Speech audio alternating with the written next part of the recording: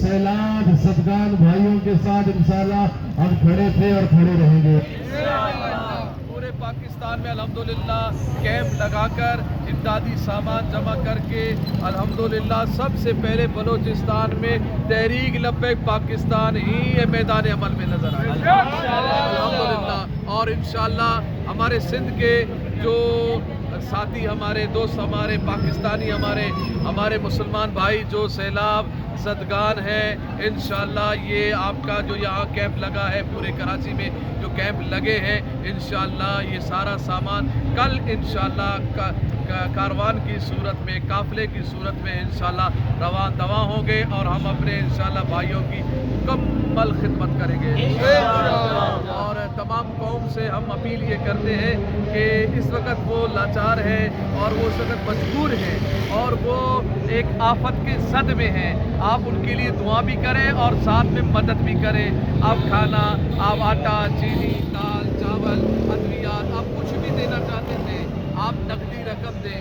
आप उनके लिए जो ताउन कर सकते हैं करें, ताकि आज इस मुसीबत में हम उनका साथ देंगे। अल्लाह न करे कल ऐसा कोई वक्त आए तो इंशाअल्लाह वो हमारे साथ भी खड़े होंगे। अल्लाह ताला हम जिस तरह खुशहाल है, यहाँ मौजूद है और परेशानियों से दूर है, अल्लाह ताला उनकी भी परेशानियाँ आमीन और हमें उनकी भरपूर मदद करने की आमीन। और ये वक्त जो वहाँ पर उन्होंने रिलीफ कैंप लगाए हैं, बहुत अफसोस के साथ कहना पड़ता है कि रिलीफ कैंप में मौजूद लोग रो रहे हैं।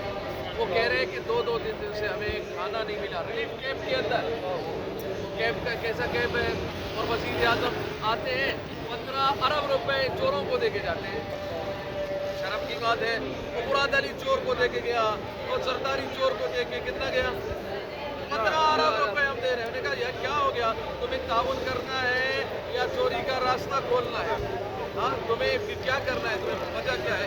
इतनी जो चोरी की है 14 साल, ठीक है, 14 साल गुजर गए। कितने साल? 14 साल में पीपी ने 5000 अरब रुपए लिए हैं। 5000 रुपए, 5000 अरब, जो कि आप बजट सारे निकाले ना हर साल का, 5000 अरब रुपए बनते हैं 14 साल में।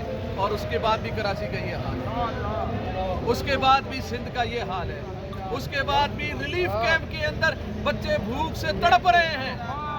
शर्म की बात नहीं है। और फिर भी 15